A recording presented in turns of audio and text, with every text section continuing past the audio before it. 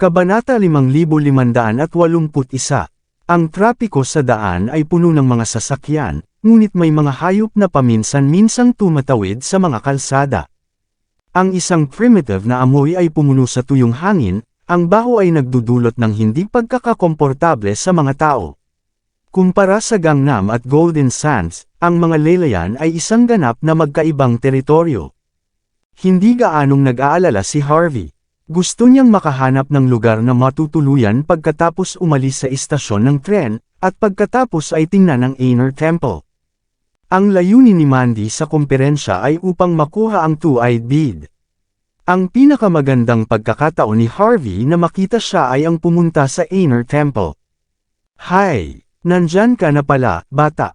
Lumapit ka rito." Isang lalaki na nakasandal sa isang Toyota Prado ang sumimangot at hinila ang kanyang daliri kay Harvey nang makalabas siya sa istasyon ng tren. Kumunat ang noo ni Harvey. "May problema ba?" Sinuri ng lalaki si Harvey nang may paghamak. "Ikaw si Harvey, di ba? Ang mahirap na kamag-anak na tumatanggap ng tulong ni Mr. Harlan.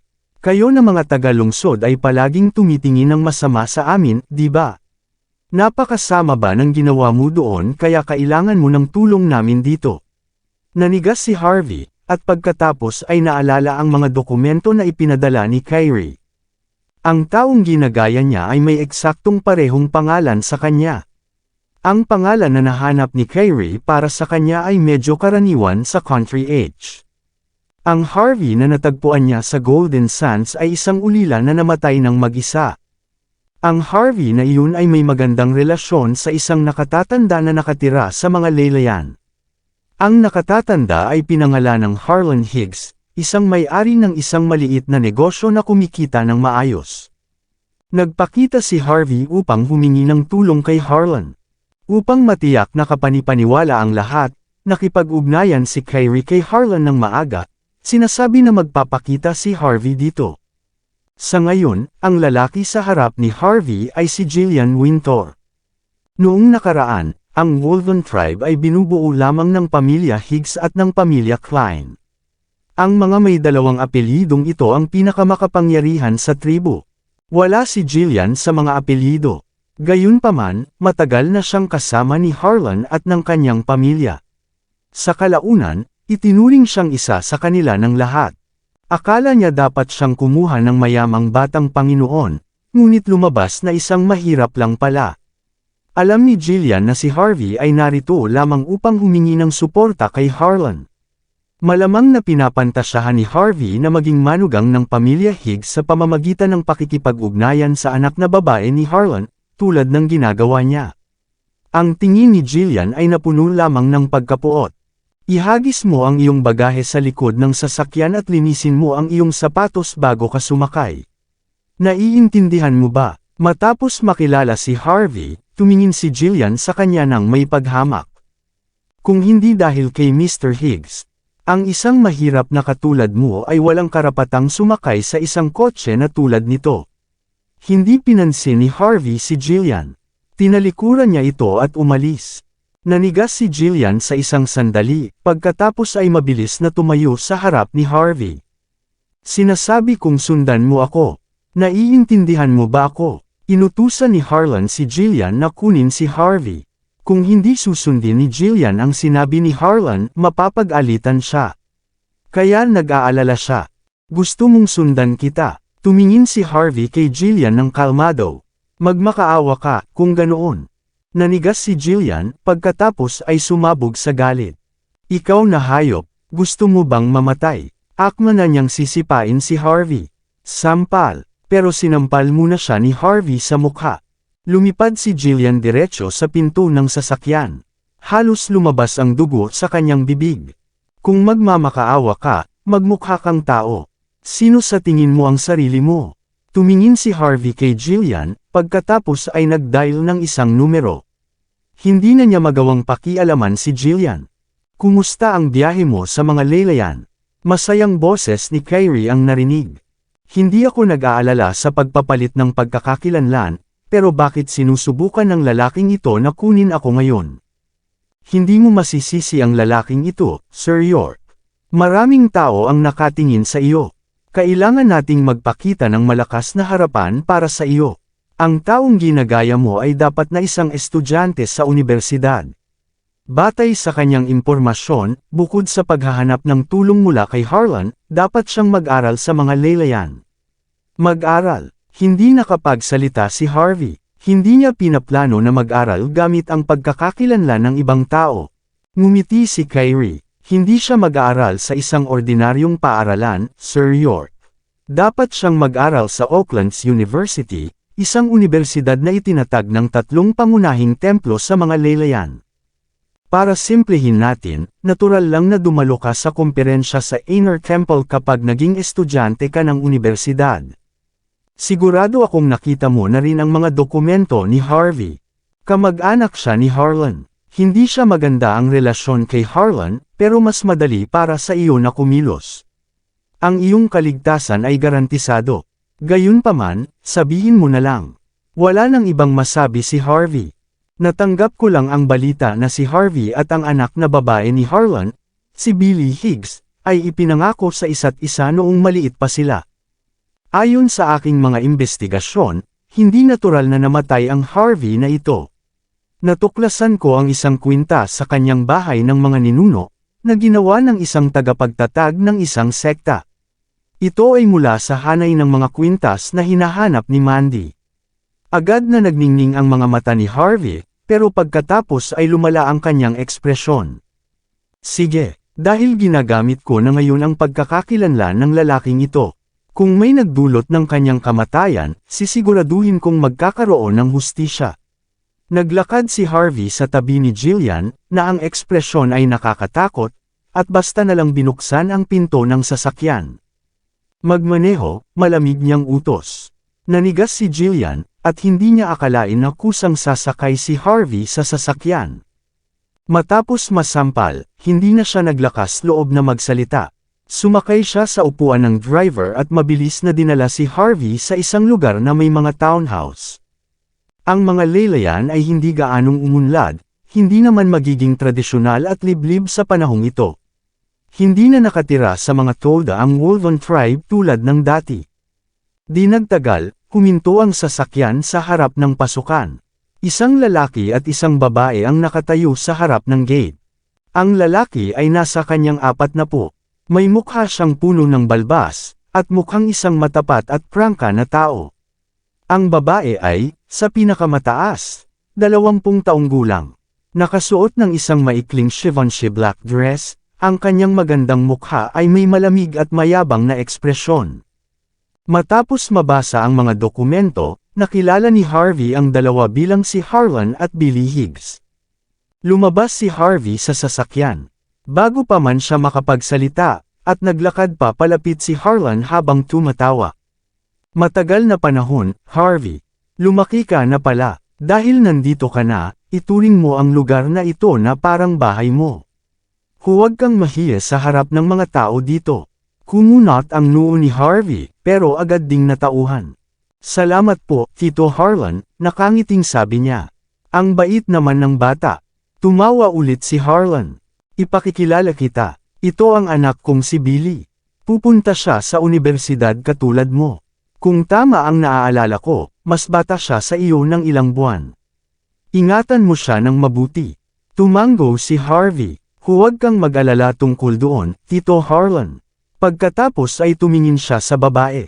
Billy Higgs, ang nag-iisang anak na babae ni Harlan, na may naayos na kasal sa taong ginagaya ni Harvey. Hindi niya inisip na angkop para sa kanya na makipaglapit kay Billy, pero gusto pa rin niyang gawing kapanipaniwala ang kanyang pagkakakilanlan. Kumusta? Ako si Harvey York. Galing ako sa Golden Sands. Sabihin mo lang kung kailangan mo ng tulong. Tumingin si Harvey kay Billy ng ilang sandali bago tumingin sa ibang direksyon. Nanigas si Billy matapos makita iyon. Isa siya sa mga pinakamagagandang tao sa paaralan, maraming nanliligaw sa kanya. Sa katunayan, maraming prinsipe at batang Panginoon sa mga laylayan ang nagpapahiwatig ng kanilang pagmamahal sa kanya. At gayunpaman, isang lalaki mula sa Golden Sands ang hindi siya pinansin. Sinusubukan ba niyang makuha ang atensyon ko sa pamamagitan ng pagkukunwari na hindi siya interesado? Isang ideya ang pumasok sa isip ni Billy, at nagpakita siya ng isang matalinong ngiti. Sinadya niyang inabot ang kamay kay Harvey para mapukaw ang kanyang interes. Siyempre, tandaan mo ang sinabi mo dito. Dapat mo akong alagaan ng mabuti. Sa kabila ng sinabi niya, hindi niya talaga inisip na may halaga si Harvey. Nang makita niyang mabilis na binawi ni Harvey ang kanyang kamay, napuno siya ng paghamak. Ano ba ang talunan na ito? Kahit na galing siya sa isang malaking lungsod, siya ay isang talunan pa rin. Malamang na hindi niya huhugasan ang kanyang mga kamay sa loob ng ilang taon matapos nito. Nakaramdam ng pagkasuklam si Billy. Hindi gaanong nag-iisip si Harvey. Hindi niya gusto ang pakikipag-ugnayan sa ibang tao. Dagdag pa, 6 na taong mas matanda siya kay Billy. Kung may makakaalam na isang matandang lalaki ang nakikinabang sa isang batang babae, mapapahiya siya. Sige, tara na muna tayo. Nakangiti ng malapad si Harlan nang makita niyang masaya ang kanyang anak kasama si Harvey.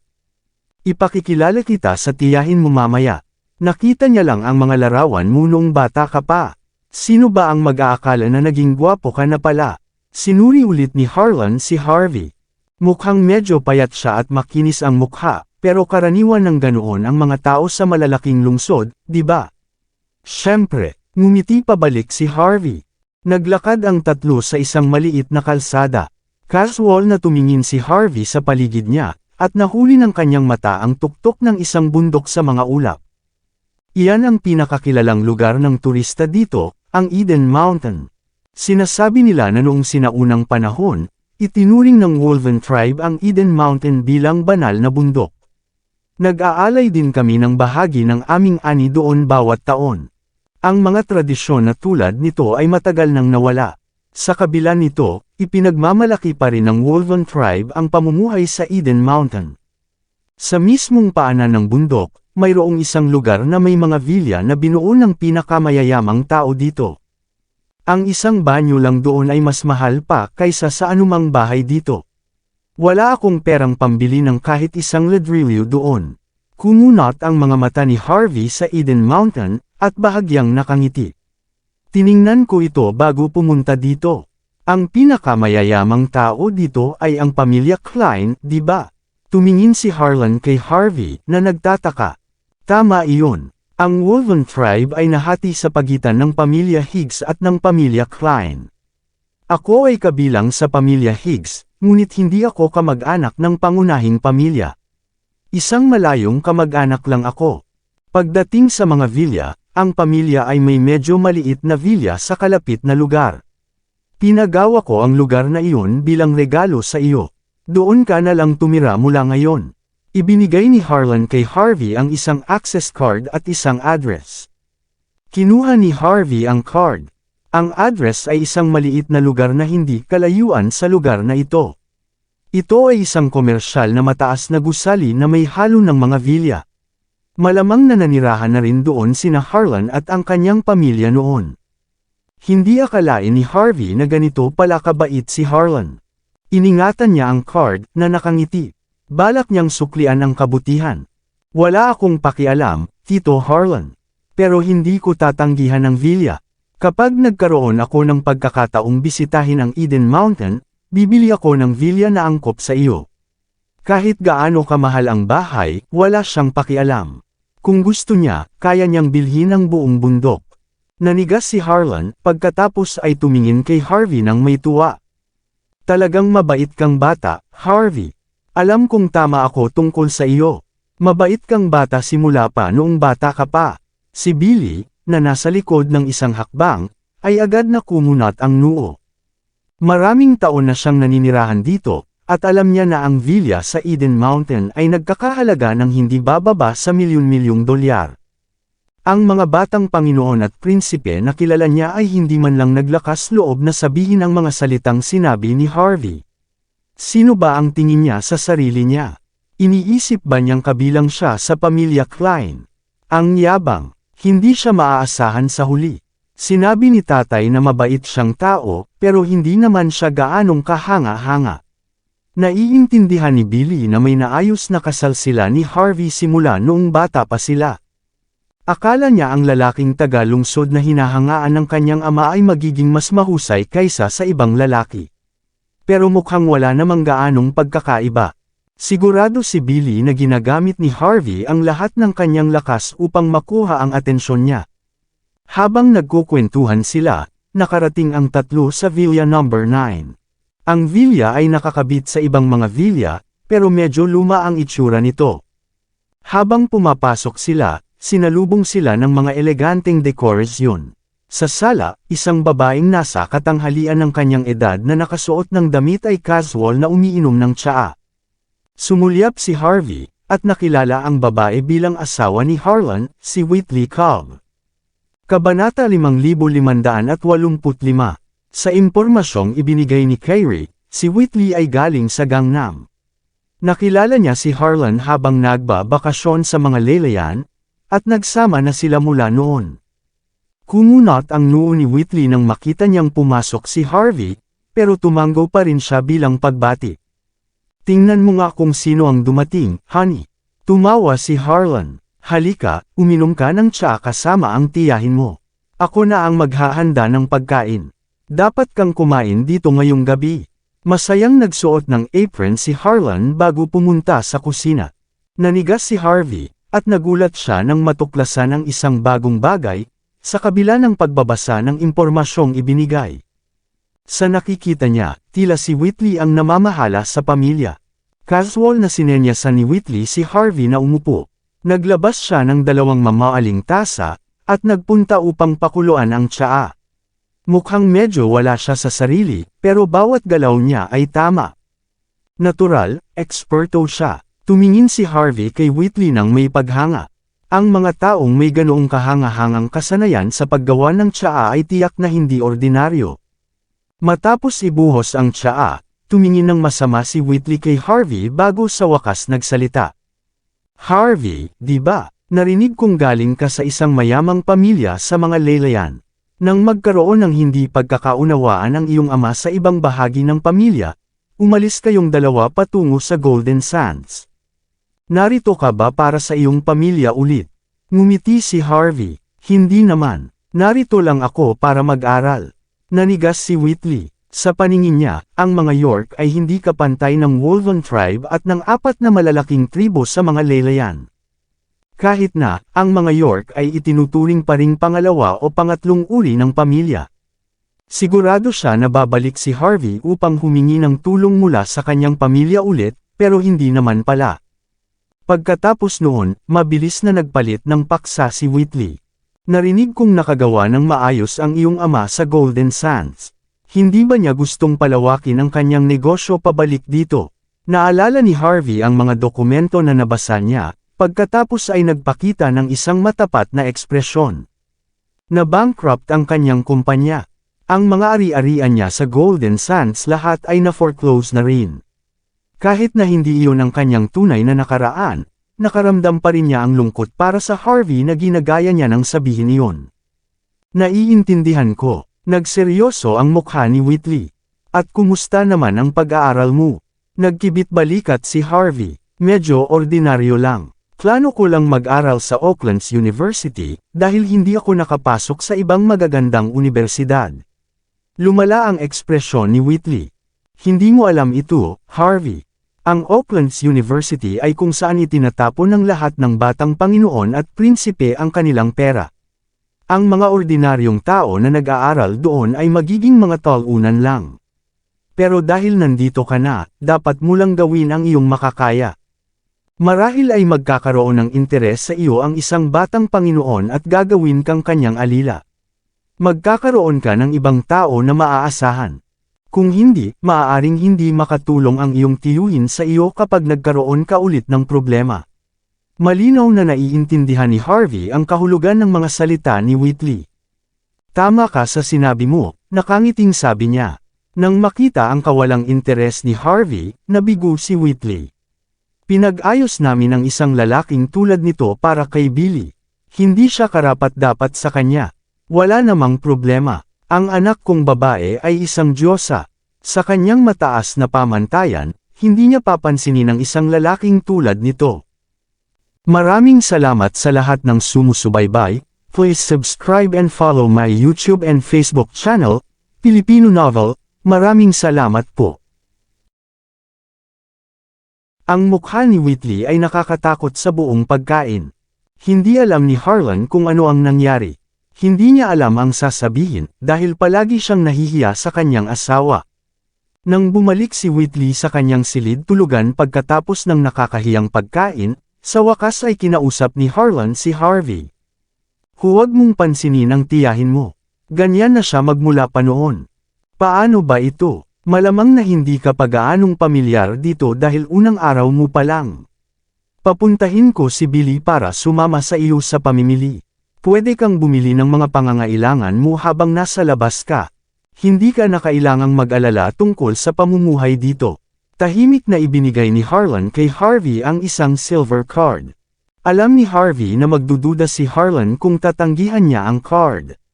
Pagkatapos ng lahat, narito siya upang humingi ng suporta.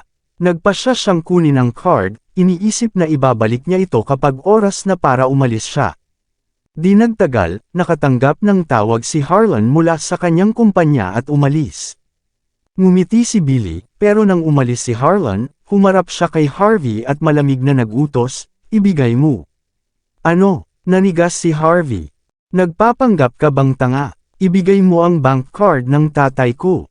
Iyan ang kanyang ipon. Hindi kita hahayaang sayangin ang lahat ng perang iyon. Hindi akalain ni Harvey na mapapansin iyon ni Billy. Agad niyang ibinigay ang card dahil hindi na niya magawang makipag-usap sa kanya. Nang makita ang diretsyong pag-uugali ni Harvey, nanigas si Billy. May gagawin ako, mayabang niyang sabi, kaya pwede ka nang mag-isa sa pamimili. Akala ni Billy na magmamakaawa si Harvey na samahan siya. Sa kanyang pagkagulat, hindi man lang niya pinansin ang mga salita niya, dahil sa wakas ay nagkaroon siya ng pagkakataong gawin ang gusto niya. Sige, alam ko ang daan, sabi niya pagkatapos tumayo. Pagkatapos, casual siyang umalis. Nanigas ulit si Billy nang makita niyang madali lang umalis si Harvey. Medyo nag-alinlangan siya, at nagpasya na pigilin ang sarili mula sa pagtawag kay Harvey. Lumabas si Whitley mula sa kanyang silid tulugan nang umalis si Harvey. Umalis na ba ang bata? Tumango si Billy, pagkatapos ay ibinigay ang bank card kay Whitley. Tama ka, nanay. Binigyan siya ng pera ni tatay. Mabuti na lang at nalaman ko. Mawawalan tayo ng napakaraming pera kung hindi nangyari iyon. Tumingin ng masama si Whitley sa card nang may paghamak. Mabait ang tatay mo, pero labis siyang nag-iisip sa nakaraan. Tinulungan siya ng ama ni Harvey noong bata pa siya. Bilang kapalit, tinanggap niya ang anak ng patay na lalaking iyon sa pamilya. Binigyan niya ng isang buong villa at pera si Harvey, pagkatapos ay nagpasya na pares ang aking anak na babae sa kanya. Tingnan mo ang payat na mukha niya. Hindi man lang siya karapat-dapat. Kailangan mong lumayo sa gagawing iyon.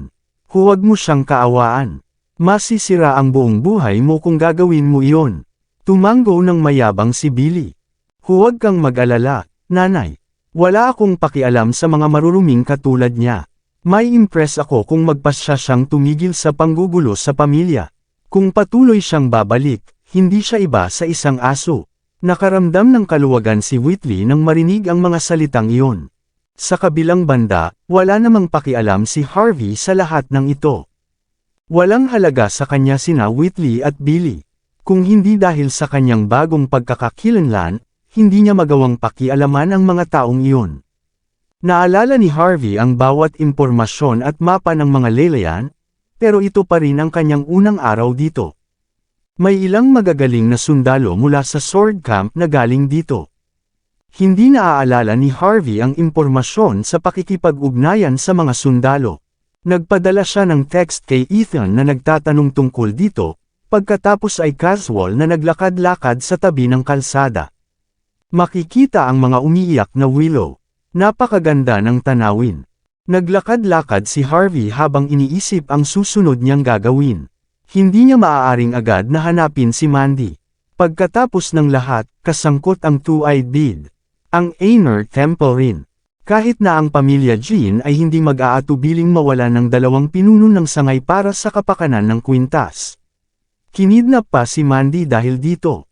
Kung hindi dahil kay Harvey, magiging kakilakilabot ang sitwasyon. Sapat na ito upang ipakita kung gaano kalalim ang tubig. Kung magkilos ng padalos-dalos si Harvey, magiging malala ang mga kahihinatnan.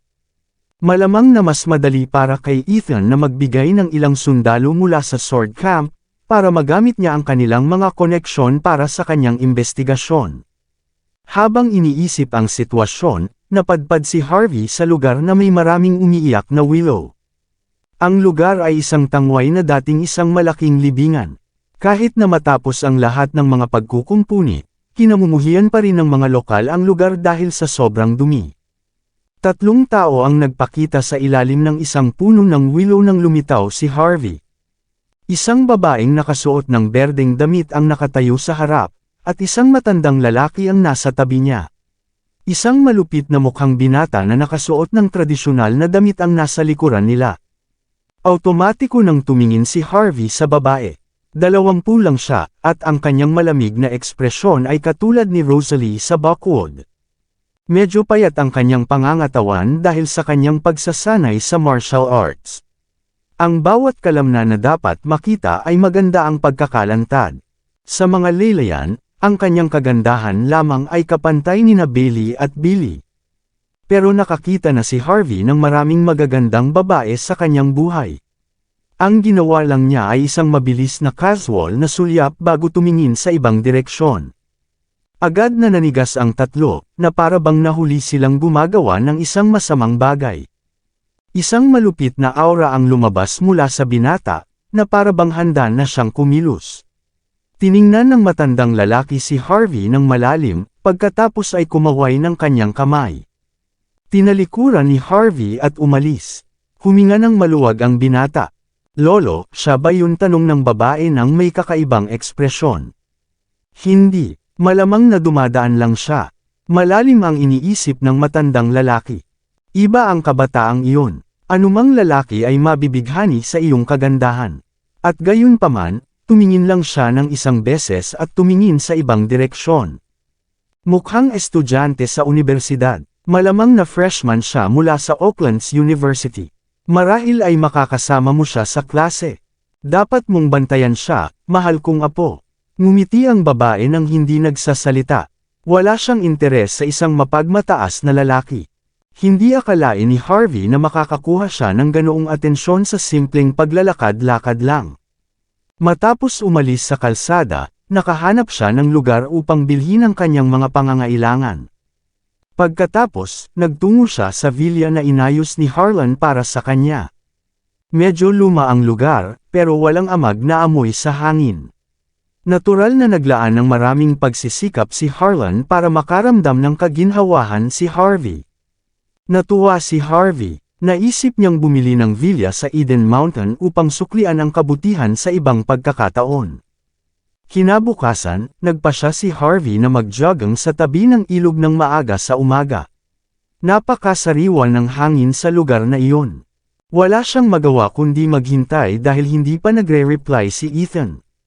Patuloy siyang tumatakbo sa iba't ibang lugar upang harapin ang mga problema, pero sa wakas ay nakahanap siya ng pagkakataong magpahinga nang makarating siya dito. Paminsan-minsan, gumagalaw si Harvey nang walang nakakakita, at nakaramdam ng sobrang kagaanan. Pumunta siya sa lugar kung saan siya nakasalubong ng mga tao noong nakaraang araw, para makapagpahinga. Bago pa man siya makahanap ng lugar upang umupo, narinig ang matitingkad na tunog ng hangin sa kagubatan ng willow. Automatiko nang naglakad si Harvey palapit, at nakakita ng isang magandang babaeng nagsasanay ng martial arts. Mula noong sinaunang panahon, ang mundo ng martial arts ay palaging nagbibigay diin sa bilis at abot. Gayunpaman, ang mga suntok ng babae ay wala kundi malupit. Nakasandal sa puno ang matandang lalaki, at paminsan-minsan ay humihinga habang nagbibigay ng mga tagubilin sa babae. Batay sa kanyang paghinga, masasabi ni Harvey na nasugatan na ang matandang lalaki sa loob ng maraming taon habang nagsasanay. Nakasuot ng ordinaryong suit ang malupit na mukhang binata.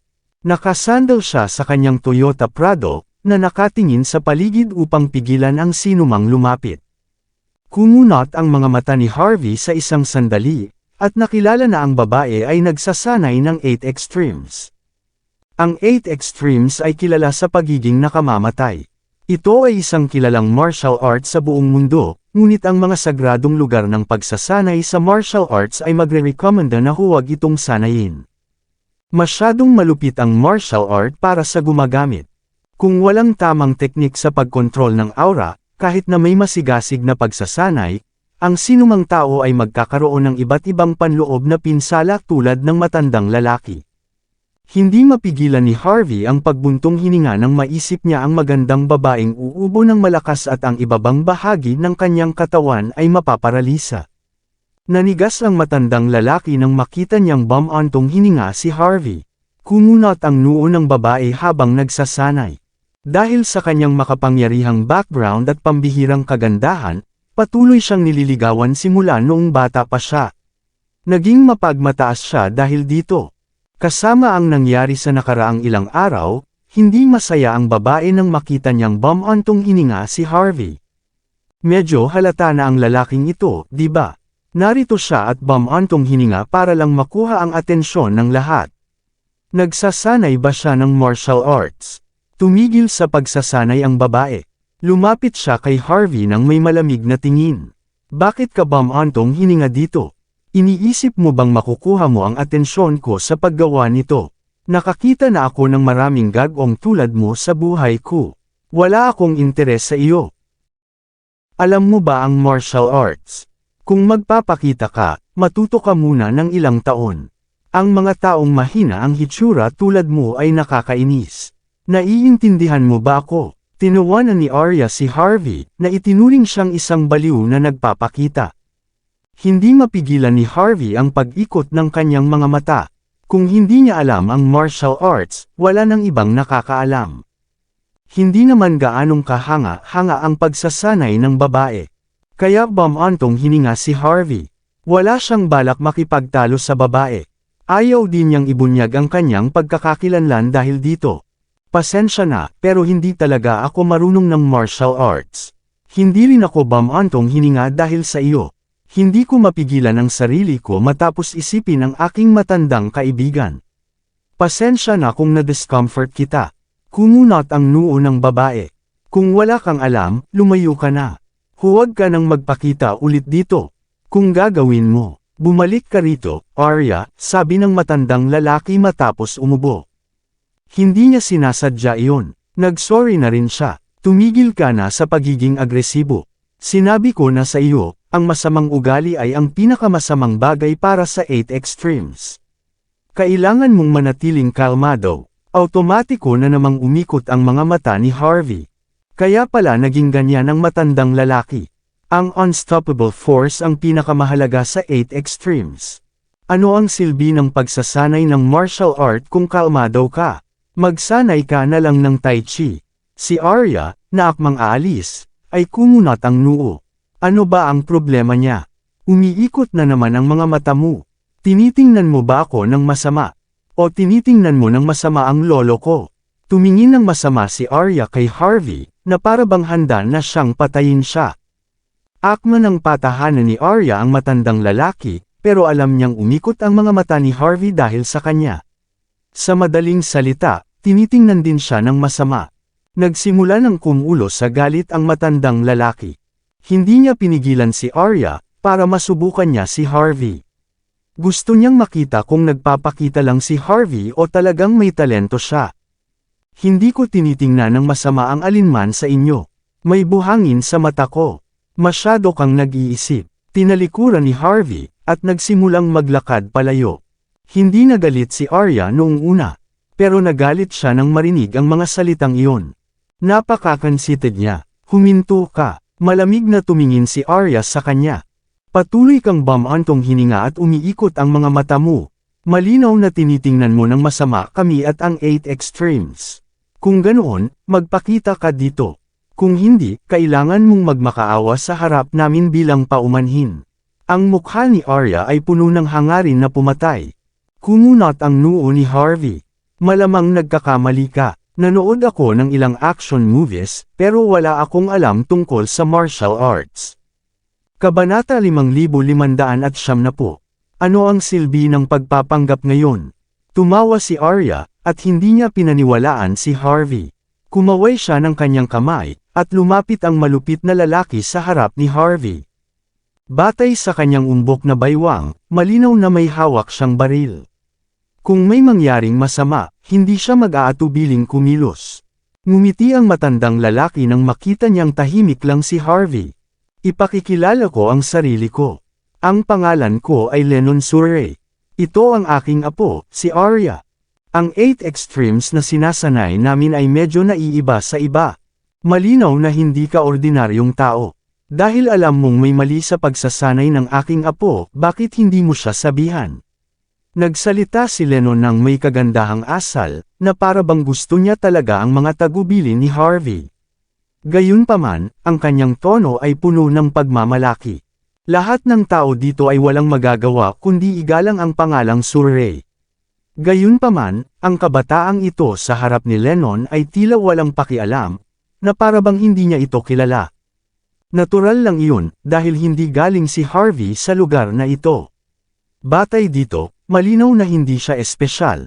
Sinasabi mo bang hindi ako pwedeng umalis hanggat hindi ako nagpapakita sa iyo ng isang bagay?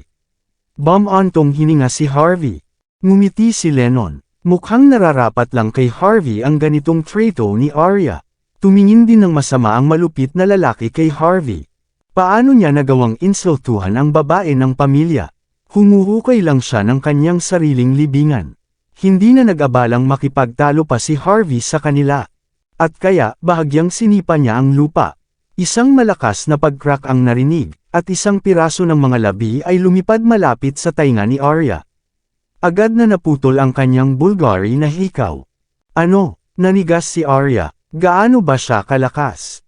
Ano ang nangyari? Hindi ako nakakita ng anumang kilos. Iyon ay, ang mataas at makapangyarihang matandang lalaki ay lubos na nagulat. Sapat na ang simpleng kilos ni Harvey upang patunayan na siya ay hindi bababa sa kapantay ng isang King of Arms. Ganoon na ba siya kalakas sa murang edad? Ang galing naman niyang martial artist. Mabilis na huminga ng malalim si Lennon, at lumapit ng ilang hakbang. Wala na ang kanyang mayabang na ekspresyon. Hindi ko akalain na magiging kahanga-hanga ka sa murang edad. Bulalas niya, nakatiklop ang kanyang mga kamay. Magiging isang natitirang God of War ka sa hinaharap. Excited ako. Hindi lang ang aking apo, kahit ako ay hindi mananalo laban sa iyo. Humihingi kami ng paumanhin sa pagiging bastos. Puno ng pagkagulat si Lennon. Akala niya isang kabataang lalaki lang si Harvey na marunong ng ilang galaw. Para isipin na ang kabataang ito ay talagang kapantay ng isang King of Arms. Magkakaroon siya ng pambihirang taas sa hinaharap. Ilang God of War lang ang mayroon sa isang malaking bansa. Hindi ko akalain na magkakaroon ng ganoong kahanga-hangang individual sa isang maliit na bayan tulad nito. Bumalik sa kanyang katinuan si Arya. Mabilis niyang tinanggal ang kanyang hikaw, puno ng kawalang paniwala nang makita ang nangyari. Hindi ko man lang naramdaman ang pagputol ng hikaw. Anong klaseng bilis at lakas ito?